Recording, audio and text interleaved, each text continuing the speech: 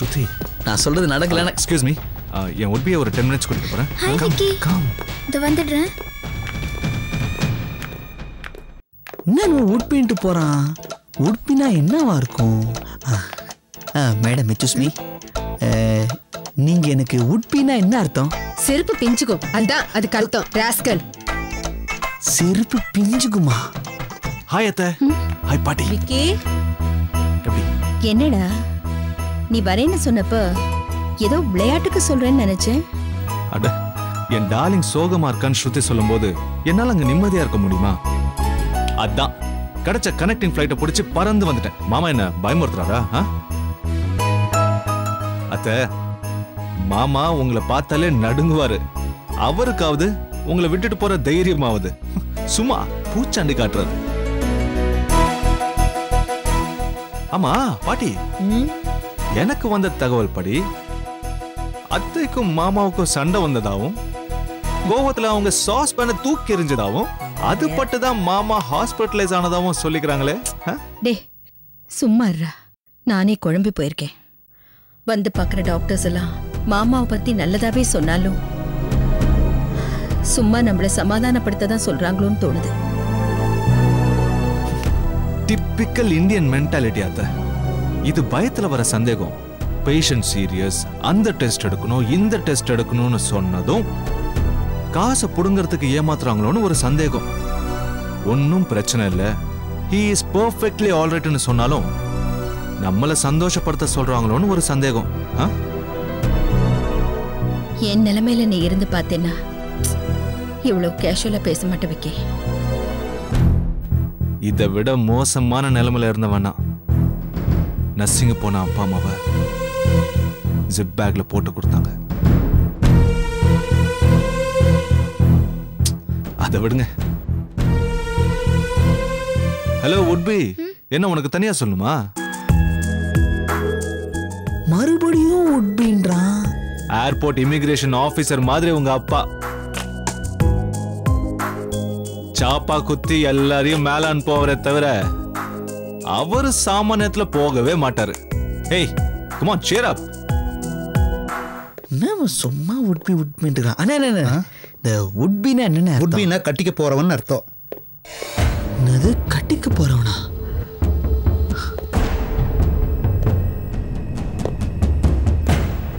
நான் அத்தண்டு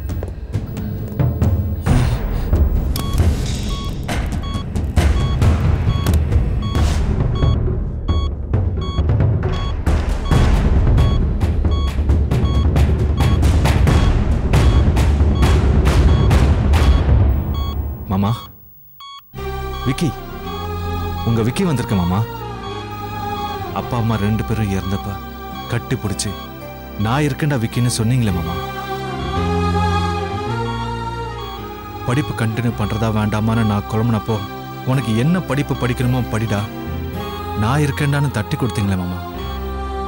இன்னும் 4 மாசத்துல என் கோர்ஸ் முடிய போகுது. மரியாதையா எந்திரிச்சு வந்து நான் டிகிரி வாங்கும்போது முதல் ரோல உட்கார்ந்து விசில் அடிச்சு கங்க்ராட்ஸ்டா விக்கின்னு கத்தல என்னால இன்னொரு இழப்பு தாங்க முடியாது மாமா.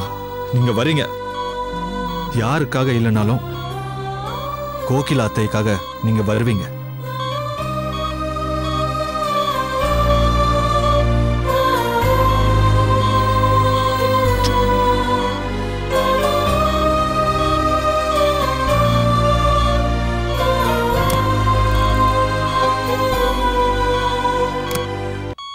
Hello doctor. Hello. My name is Vicky. I'm doing my neuro course in US. யூஎஸ்ல எங்க? Actually I'm doing it in Chicago. O I see. Gautham உங்களுக்கு? He's my uncle. அப்படியா? சொல்லுங்க. How is he doing doctor? உங்க அத்தை சொல்லிருப்பாங்களே. கேட்டது பாதி, புரிஞ்சுக்கிட்டது பாதி, நம்பினது பாதி, நம்பாதது ரொம்ப ஜாஸ்தி. What is the real scenario doctor?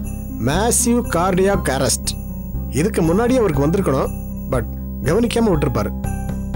What can be the reason doctor? அவர் ரொம்ப சாஃப்டான பர்சன். அவருக்கு கோவம் வந்தோ சத்தமா பேசியோ நான் பார்த்ததே இல்லை. அப்படிப்பட்ட ஒருத்தருக்கு இந்த அட்டாக் வரதுங்கிறது சினிமாவில் தான் அப்படி காட்டி இப்படி ஜனங்களை பழகிட்டாங்க. அட்டாக்குங்கிறது அதிகமாக கோவப்படும் போதோ அதிகமா பேசி டென்ஷன் ஆகி கத்தும்போது தான் வரணுங்கிறது இல்ல, ரொம்ப அமைதியா இருக்கும் போதும் ஒருத்தருக்கு அட்டாக் வரலாம். பட் எங்க மாமா ரெகுலரா ஹெல்த் செக்அப் எல்லாத்தையும் ரொம்ப பெர்ஃபெக்ட்டா பார்த்துக்கிட்டு இருந்தார் டாக்டர். மிஸ்டர் விக்கி, இன்னைக்கு இருக்கிறதுலேயே மோஸ்ட் டேஞ்சரஸ் டிசீஸ் ஸ்ட்ரெஸ். அது எந்த ஹெல்த் செக்அப்லயும் தெரியறதில்ல. தேவையில்லாத தேவைகள் ஜாஸ்தி ஆயிடுச்சு. என்ன பண்றது சொல்லுங்க? ரீசெண்டா 30 வயசுள்ள ஒருத்தரை அட்டாக்னு தூக்கிட்டு வந்தாங்க. He died in vain. அவர் ஹார்ட் கண்டிஷன் பார்த்தா ஒரு 80-90 வயசு கிழவருக்கு இருக்க வேண்டிய கண்டிஷன். அவ்வளவு ஸ்ட்ரெஸ் இருக்கு. அந்த மாதிரி ஏதாவது ஸ்ட்ரெஸ் இருக்கும்னு நினைக்கிறீங்களா டாக்டர்? மேபி, பட் இப்போதைக்கு பயப்படுற அளவுக்கு ஒன்றும் இல்லை. இதே மாதிரி ஒரு 48 hours இங்கே அவர் இருந்தார்னா everything should be fine. Surviving chances இப்போ எப்படி இருக்கு doctor? I would say 50-50. Okay.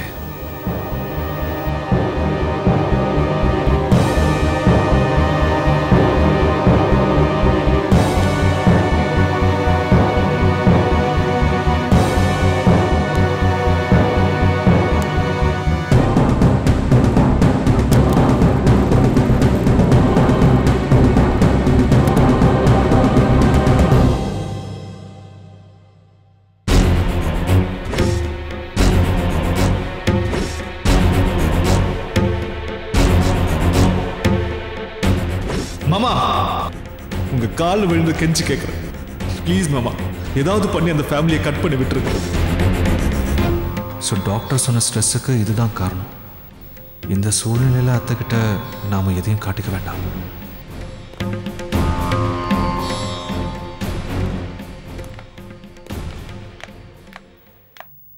அடாடா, என்ன இது பாட்டி? அவ்வளோ சொல்லியும் தமிழ் சேனல்ல வர டிவி சீரியல் மாதிரி இவ்வளோ சோகமா இருக்கீங்க? ஆமா, இந்த முகத்தோட போய் மாமாவை பார்த்துருப்பீங்க. நமக்கு என்னமோ ஏதோ போல இருக்குங்கிற பயத்துல அவர் இன்னும் மோசமா இருப்பாரு. என்ன அத்தை?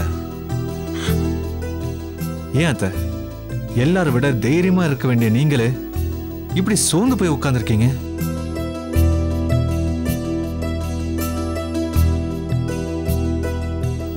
ஆமா, தாத்தா எங்க? எங்க? அவர் வீட்ல இருக்க. அவருக்கு நிலைமை புரியுதா? மாறி மாறி தான் இருக்காரு. புரியுதா புரியலையான்னு தெரியல. பாவம். Good for him.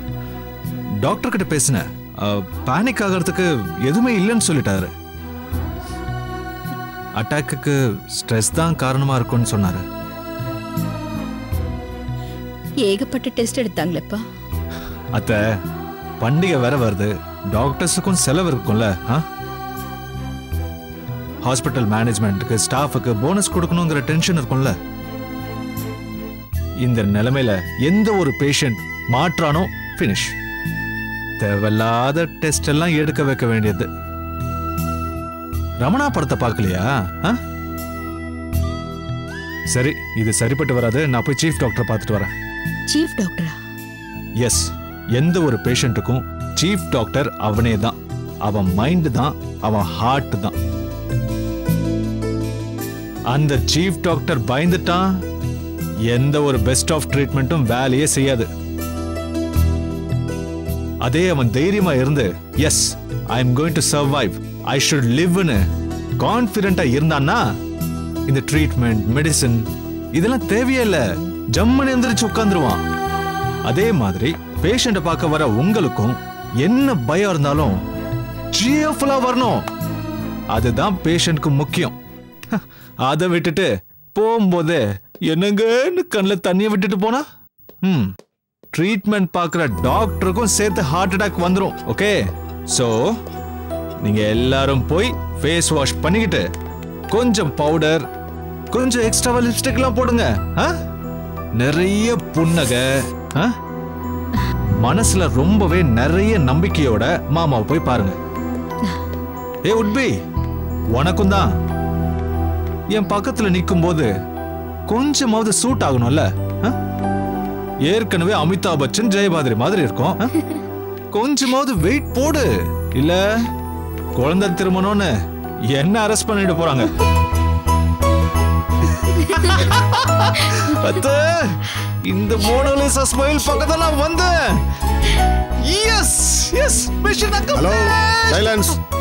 ஹாஸ்பிடல் இது. சாரி சார், சாரி தப்பா எடுத்துக்காதீங்க. சரி, மாமாவை இம்மிடியேட்டா டிஸ்சார்ஜ் பண்ணதுக்கு என்னென்ன ஃபார்மாலிட்டிஸ்னு பார்த்துட்டு வரேன். விக்கி मैं हूं ना, யாம் இருக்க பயமேன்.